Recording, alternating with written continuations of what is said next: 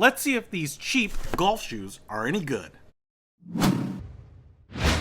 What's happening, Panda Nation? Peter Von Panda here. Just picked myself up this set of Adidas golf shoes because my buddies like to golf sometimes, and so size 10 right there, that's what I am.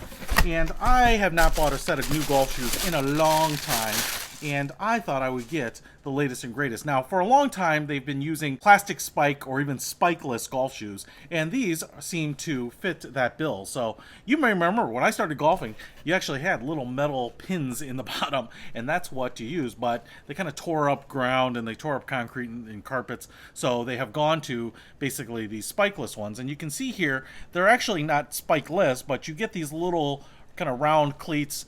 Sometimes these are still removable, but they're kind of a softer plastic than the ones I even replaced my old metal cleats with. So you can see them bending a little bit there, just like that.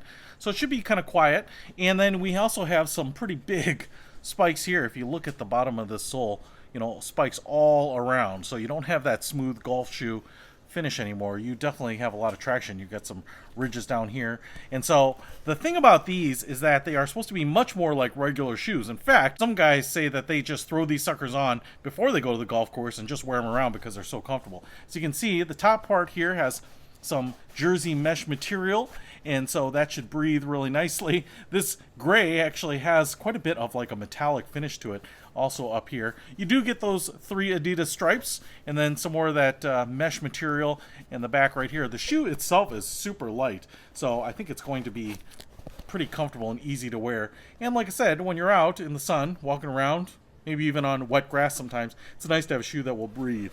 I would say that these are pretty sharp looking. Let's put them on and try them out. And they're pretty comfortable. They're the right size, but I will say they are a little bit narrow. So I don't have wide feet by any means, but they definitely cinch you in. And even though I kind of loosened up the laces as much as possible, you know, they are still pretty snug. And that's okay when you're wearing an athletic shoe and you don't want to move around. All right, the other thing I wanted to look at here was walking on concrete, because they're not making any noise that a regular sneaker would.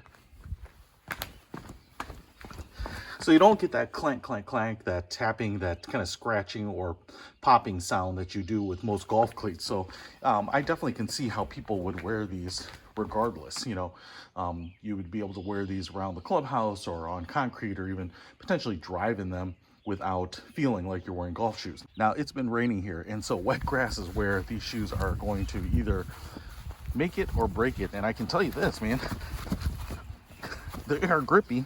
Woo! Grippy. I don't want to pull a hammy. Hey, look at that. So, you know, wet grass, this is about as bad as it would get if you're out there golfing, I think. And no problems being nice and grippy and holding you in place. And very quiet when you're on hard surfaces too. So, hey, I like these. Definitely an improvement. Hey, if you want to pick up these golf shoes, I'll put a link to them in the description. Peter Von Panda. Out!